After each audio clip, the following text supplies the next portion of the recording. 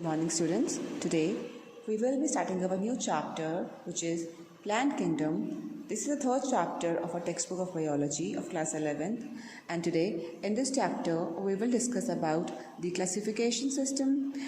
And this kingdom Plantae has many divisions, so we will be learning about the algae, bryophytes, pteridophytes, gymnosperms, angiosperms, and after that in this chapter includes plant life cycles and alteration of characteristics.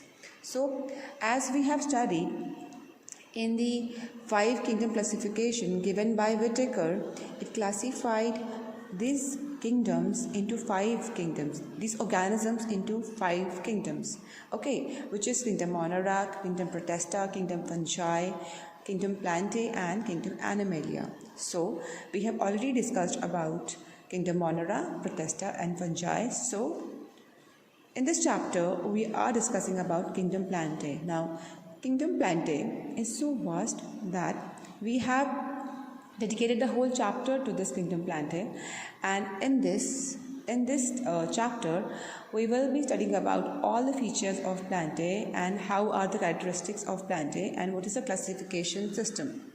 Okay, so the classification system of this Plantae, first of all we know that they all are eukaryotes. Okay, so if we talk about the characteristics of these Plantae are that they all are eukaryotes. Okay, they all are eukaryotes.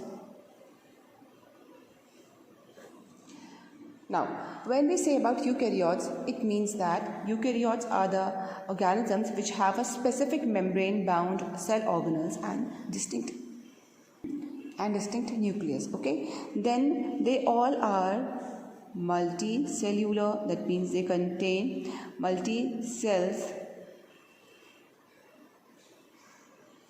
Then they all are autotrophic. We all know that all the plants can make their own food with the help of photosynthesis. Then all the plants are immobile, that means they cannot move from one place to the another. Then they can be aquatic or they can be land plants. So they are found in land also, and they can also be found in the marine life. So they can be aquatic or land plants.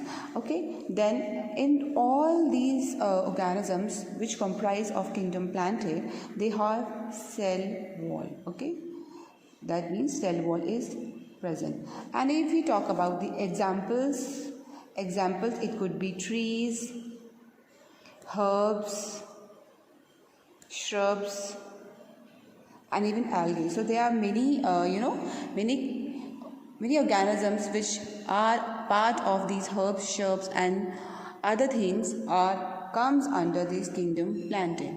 Okay, so then comes the classification system. How do we classify these plants? Okay, so classification system. So in this system we will be studying about how the classification of kingdom Plantae was done. So because we have so many organisms which include in kingdom Plantae different types of plants, short plants like creepers and then aquatic plants. So how was this all classification done?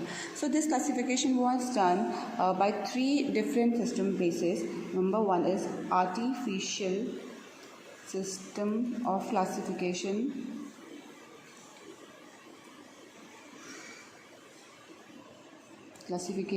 System. Then it was natural classification system, and third one is phylogenetic system. Okay, so we'll start with number 1. The first was artificial classification system. Okay, so this was the ancient system system. So it was in the beginning when the organisms were classified. So this was not natural. So what were the basis of this classification? As this was not very well, so it didn't work a lot. So it was the basis of this classification was the external characteristics. Okay, so they were external morphological character. So when we talk about the external morphological character, that means they were based upon the characters which was external. Example, the color of a plant or a color of a flower. So actually the color is a character which is visible from our eyes, and it is the external organ, external feature. So they were they were classified on the basis of color or of the shape of the leaf, color or shape of leaf, and height of the plant. So all in this classification system, the plants were classified on the basis of their shape of the plant, shape of the leaves, and the color of the plant, color of the flowers. So these were all the morphological characters into which the classification was done. So there were some advantages and some disadvantages of these. So first we talk about the advantages. So advantages. So the advantages of these were the closely related species could be classified. And when we talk about the closely related species, it means that when these classification was done, so based on these external features also we can make the difference between the two different organisms, because their external appearance will be quite different. So if we take example of plants, for example, if we consider a small plant, at least let's see a lotus or a cactus, so the appearance is quite different. So such species could be classified because they have a lot of difference. So the closely related species were classified. So because when the same species were put together, so they were classified easily. But then they also had limitations. So the limitations was that the equal weightage to vegetative and sexual character. Vegetative and sexual character was given. Okay, so vegetative characteristics means the somatic characteristics. Okay, so somatic characteristics are of plant body, which are the root system of the plant, the shoot system of the plant, the stem, the leaf of the plant. So these are the vegetative characteristics. And these sexual characteristics means the reproductive structures. Reproductive structure. So these means the somatic characters or the somatic structures, that's plant body, root system, shoot system, how does the leaf works, and sexual characters means the reproductive structures. So every plant has different reproductive systems. Example, if we take an example of flowering plants, there the reproductive structure is flower. Okay, so the flower and fruits plays a very important role in the reproduction. But if we consider non-flowering plants, example pine trees, which we see in the hilly areas, they don't have flowers, neither they have fruits. So in this case, their reproductive structure is something else. Okay, so they have cones. So we cannot mix both of them together. So the equal weightage was given to these different characteristics. So maybe we have two types of plant where vegetative characteristics are same, but their reproductive structures are very much different. So the classification was not done, it was not justified. So as the equal weightage was given, so there wasn't any difference in this. Like if we give the importance all to the external body, so then we cannot forget the reproductive structures. Okay, so in this artificial system of classification, the thing was that the vegetative, these characters can change with time, they can adapt also. Their leaves can change their color with time. The number of leaves can also be different in the different season. So vegetative characters or the structures are not constant. They can vary in the environmental conditions. So they should not be considered as a main feature of classification, but sexual characteristics are something which are permanent. They will not change with the time, they will not change with the weather. Okay, for example, in a flowering plant or the fruiting plants, they have their reproductive structure. It will remain the same in all the adverse conditions also, but the leaves can fall off also, so the color can also change. So the main characteristics is sexual characteristic. So it was really unfair to keep both of them as a equal weightage. So the sexual characters classification is more important than the vegetative characters. So this was the limitation of the artificial system, and because of this, many species which were different in their reproductive system or structure, even they were placed under the same divisions. Okay, so after this we move to this natural system of classification.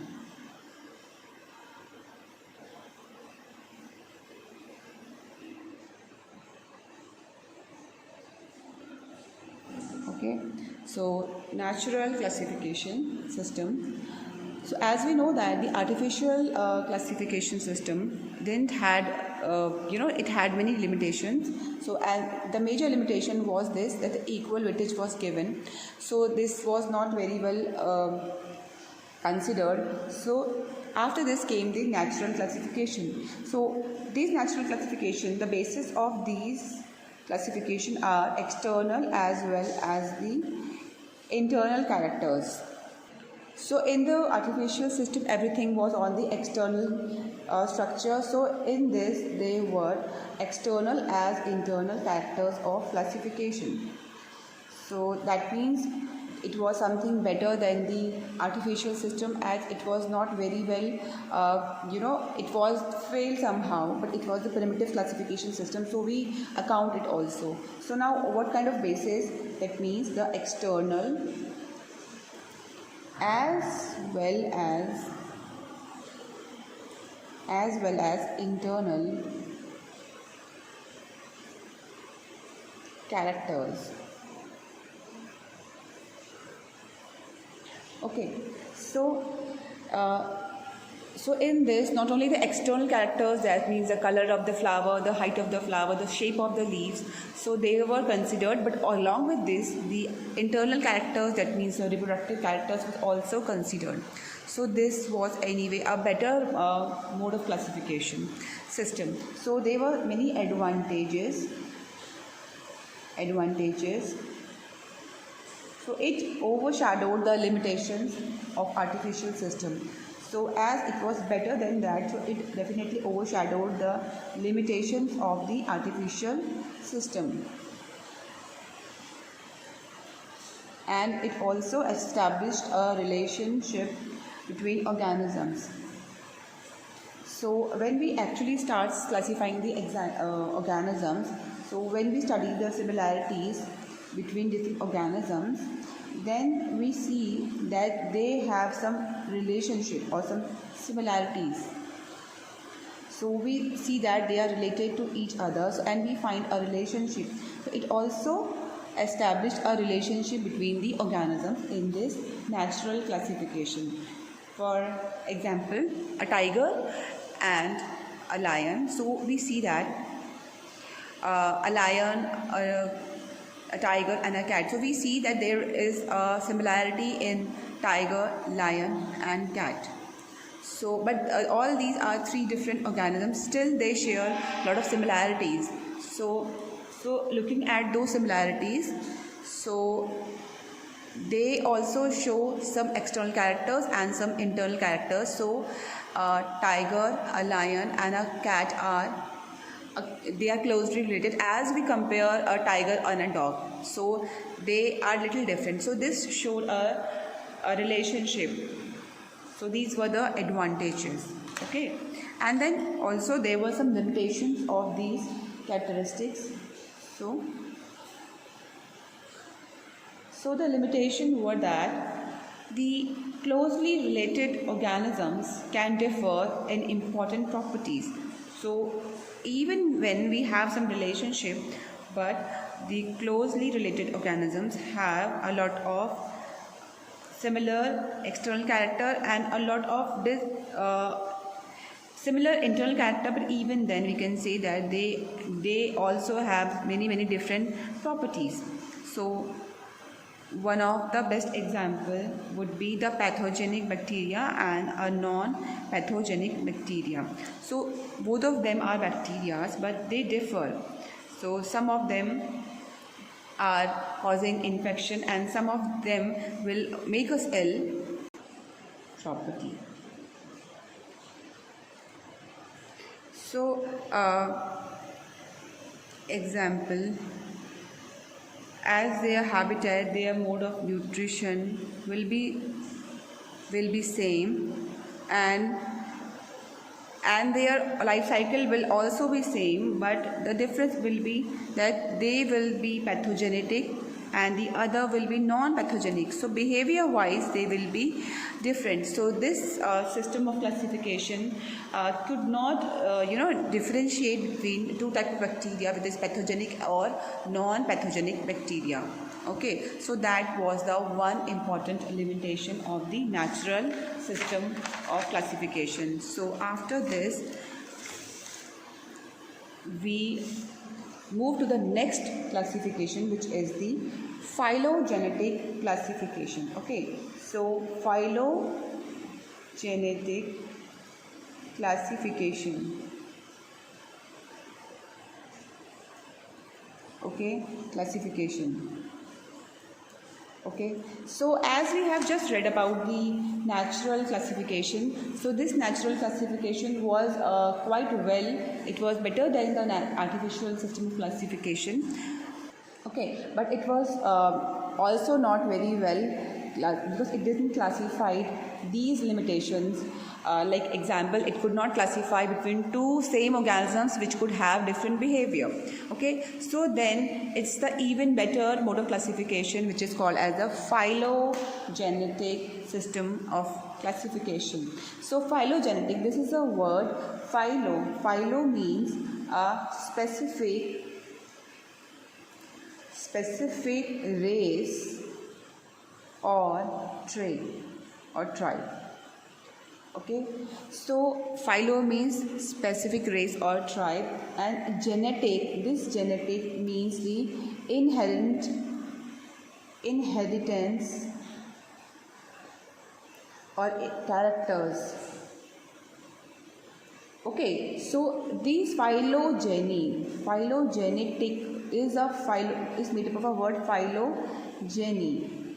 So phylogeny is the evolution history of an organism. Okay, so this phylogenetic means how an organism evolved and what have been the adaptation in this, how it has been evolved. So the evolutionary relationship between the characteristics. So evolution was a topic in our class 10. So evolution is about the origin of different organisms. So the basics of classification here is the evolutionary relationship between organisms. So we have read about evolution a little bit in my class 10, not very detail. So evolution talk about the relationships between the different organisms. So how the organisms have been evolved by looking at the similarities and dissimilarities in the organisms. So by looking at these similarities and dissimilarities, we can conclude about the organisms. So this includes the phylogenetic classification. So if we see that some organisms are quite similar. Okay, so the organisms with more similar characters will share the common characters. If we take an example of anyone, like me and my sibling, or you or your sibling, so both of you look quite similar because you share the same ancestors. So that's why the similarity is. So, but when you compare you with your cousin, brother or sister, the similarity will decrease. So because both of you are less closely related, and if you look at your third cousin or your fourth cousin, so the dissimilarity will be more and similarities would be less, because then we share a common ancestor. That's why it will be a similarity, but then not the same parents all the time. Okay, so these depend upon the fossil records. So using these fossil records, which appears with time, they actually conclude the similarities and dissimilarities between the organisms, because the fossil records actually tell about the different organisms. But there was an issue with this fossil records.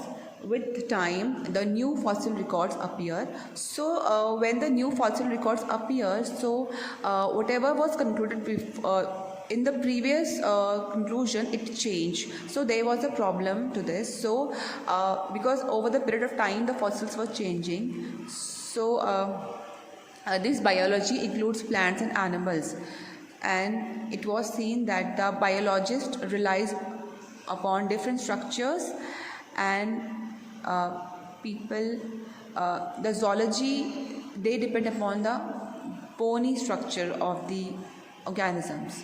So they could see the structure of the organisms, and they could conclude upon the bony structure of the organism.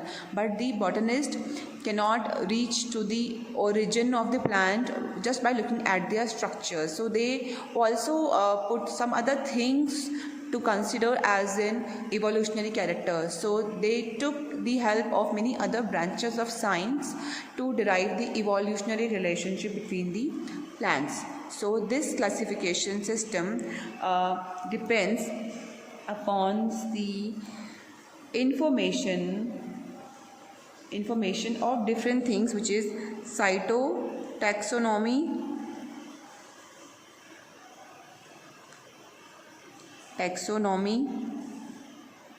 then chemotaxonomy, because only fossils cannot be the main mode of this classification of this phylogenetic. So we will discuss about these things, about all these three things in our next lecture video. Thank you.